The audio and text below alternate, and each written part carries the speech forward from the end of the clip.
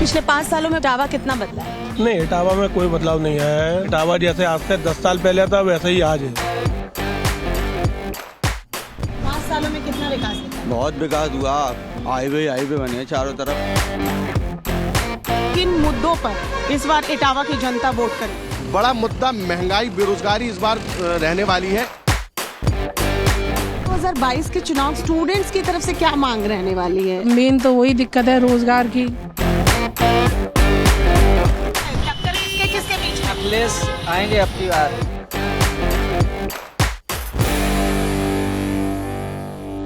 यमुनानगर के किनारे बसा इटावा शहर उत्तर प्रदेश के पुराने शहरों में से एक है।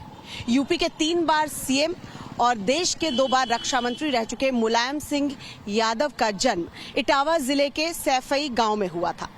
सपा का गढ़ कहे जाने वाले इटावा जिले की इटावा सदर में 2017 में बीजेपी ने सपा का दुर्ग ध्वस्त कर जीत हासिल की। टाइम्स नाउ नवभारत की डिजिटल कवरेज यूपी के मन में क्या है में हम आप पहुंचे हैं इटावा।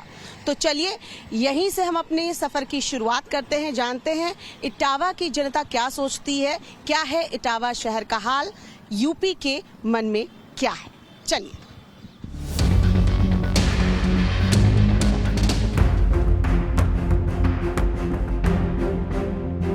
कहाँ तक जा रहे हैं? बस स्टैंड तक जा रहे हैं। बस स्टैंड तक जा रहे हैं। छोड़ देंगे मुझे? आपको छोड़ देंगे। ये बताइए इटावा के ही हैं? जी हाँ, इटावा के प्रॉपर इटावा के। अच्छा, अगर बात करें अफजाल जी, बस स्टैंड तक जाना है लेकिन चुनाव का माहौल है, तो अगर बात करें ऐसे में 5 साल में क्या लगता है कितना विकास हुआ है? इटावा में सब कोई विकास नहीं हुआ है।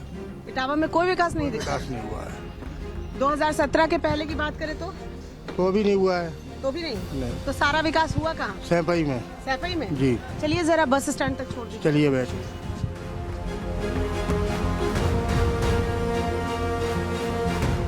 टाइम्स नाउ नवभारत की डिजिटल कवरेज यूपी के मन में क्या है कि हम खास सेगमेंट ये सवारी चुनावी है में अब सवार हो चुके हैं। ई रिक्शा, कई जगह टोटो भी बोला जाता है। यहाँ सर, यहाँ पर इसे क्या बोला जाता है सर? E rickshaw. तो हम ई रिक्शा पर अब सवार हो चुके हैं और यहाँ से जंक्शन से हम बस स्टैंड तक जाएंगे और फिर वहाँ दूसरी सवारी लेकर इटावा शहर का हाल जानेंगे।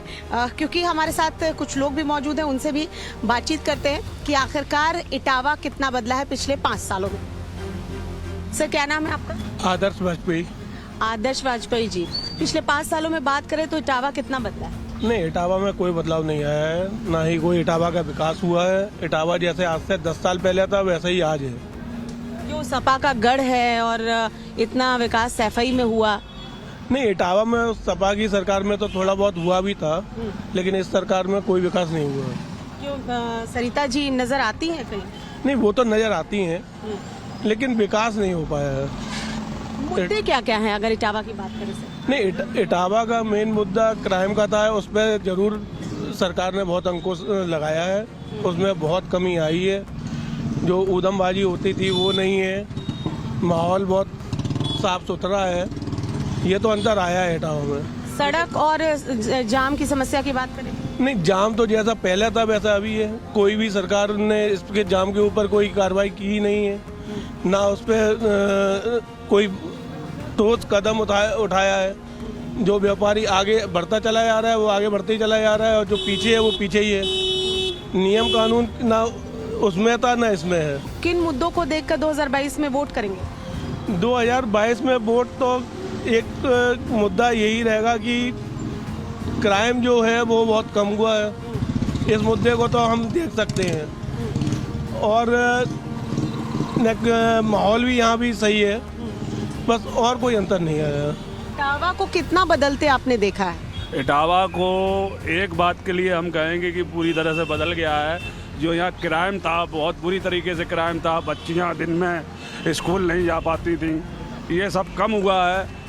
ये बहुत ही अच्छा काम हुआ है इस सरकार में कि कानून व्यवस्था हमारी सही हुई है, जिससे हमारे बच्चे आज स्कूल आसानी से जा सकते हैं। और इसी मुद्दे को लेकर हम बीजेपी को वोट करेंगे कि बीजेपी की कानून व्यवस्था बाबा जी की बहुत ही अच्छी रही है। इसके लिए हम भाजपा सरकार को धन्यवाद देना चाहते हैं।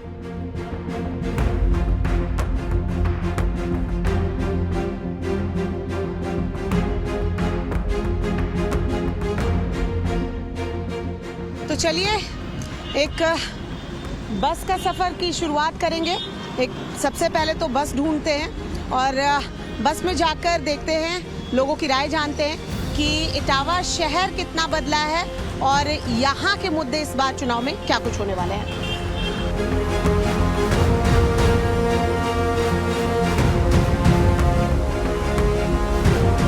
तो हम पहुँच चुके हैं बस स्टैंड। इटावा आगरा की बस मिली है।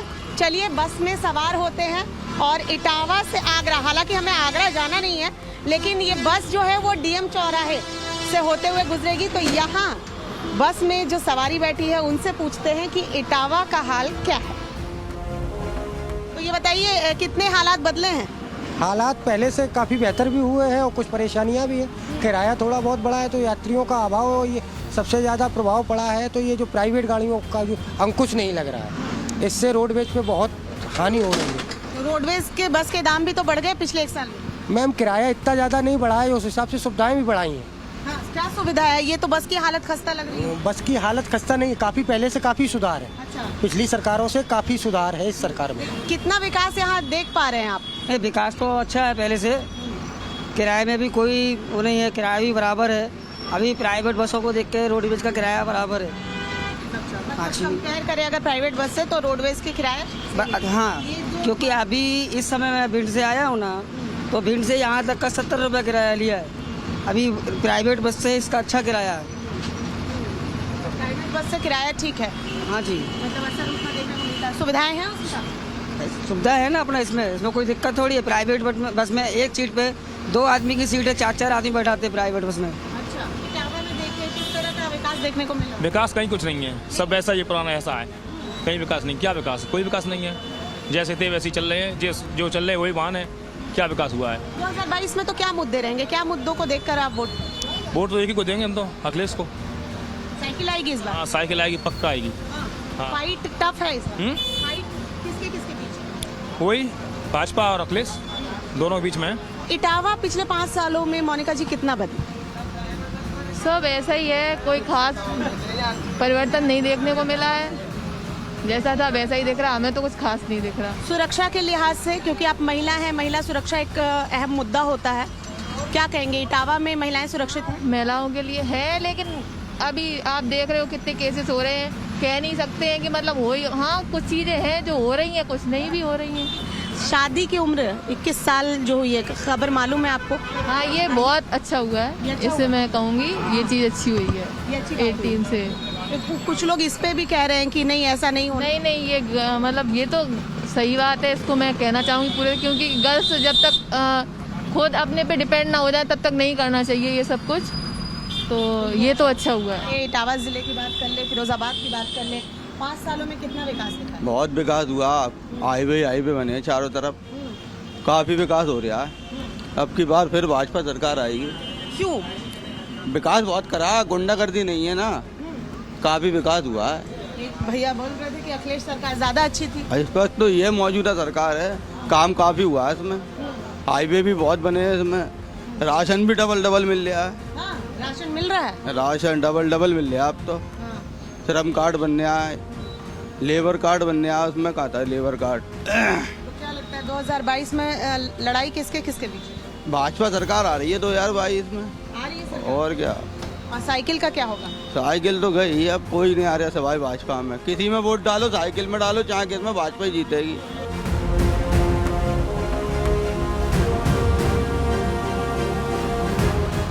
डीएम चौराहे के पास हम पहुंच चुके हैं। यहाँ से कोई और सवारी ढूंढते हैं। इटावा के ही हैं? हाँ, इटावा के रहने वाले। तो एक बात बताइए, थोड़ी सी बात करते हुए चलेंगे क्या? जी बिल्कुल। चलिए, तो मैं पहले बैठ जाती हूँ।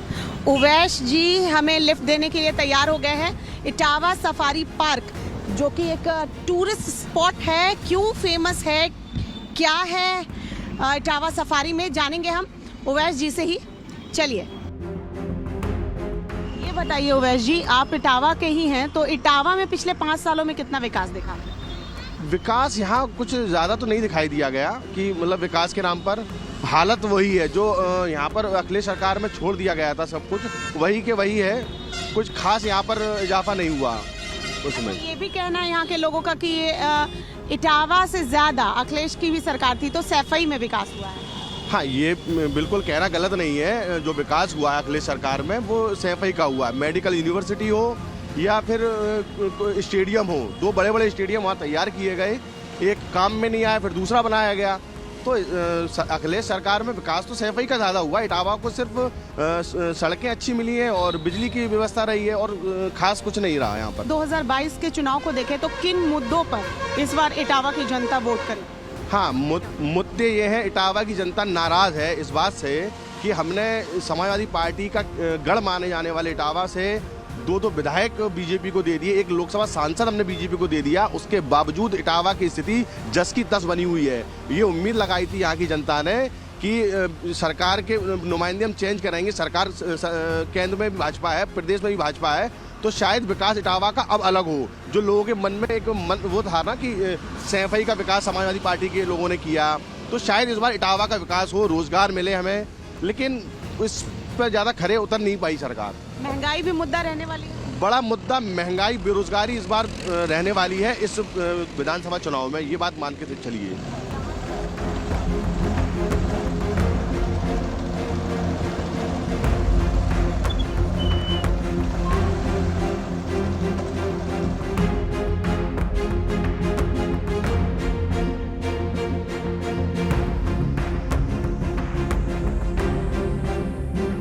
अमनदीप मिले हैं जो सुमेर सिंह के किले की तरफ जा रहे हैं। चलिए अमन से बात करते चलेंगे। अमनदीप, इटावा की बात करें तो पिछले 5 सालों में कितना बदला है? मैम काफ़ी बदला है मैम इटावा। जैसे सड़कें अच्छी हो गई काफ़ी, और उसके बाद सड़क अच्छी हो गई, और एजुकेशन पे मैम काफ़ी ध्यान दिया गया है। अगर बात करें 2022 के चुनाव की अमनदीप, तो स्टूडेंट्स की तरफ से क्या मांग रहने वाली है? अब यही है कि रोज़गार, मेन तो वही दिक्कत है रोज़गार की। अब उसमें भी पर गवर्नमेंट के लिए ये भी तो है, अब मेन प्रॉब्लम इंडिया की है पॉपुलेशन, और यूपी की भी वही है। अब चीज़ें तो लिमिटेड है, सोर्स लिमिटेड है हमारे पास, और लोग ही इतने ज़्यादा हैं कि सबको नहीं प्रोवाइड कर सकता है कोई भी। थैंक यू यहाँ तक छोड़ने के लिए। हालांकि अब तो ये वन अधिकारियों के लिए गेस्ट हाउस बन गया है तो हम अंदर नहीं जा सकते हैं, लेकिन क्योंकि एक स्पॉट है तो हम यहाँ। योगी जी क्यों पसंद है? मैम मेरे को मतलब एज अ लीडर वो पसंद है। मतलब वो जिस तरह से काम करते हैं, अभी जैसे कोविड के टाइम में उन्होंने काफ़ी अच्छा करा। वो जब भी कोविड पॉजिटिव भी हो गए थे फिर भी वो मीटिंग लेते थे मतलब ऑनलाइन, और काफ़ी अच्छा। मतलब अब जैसे देखिए कोई भी अभी तक राइट्स नहीं हुए हैं दंगे यूपी में, और मतलब और ऐसे गुंडाई भी कम, गुंडाई तो बिल्कुल कम हुई है।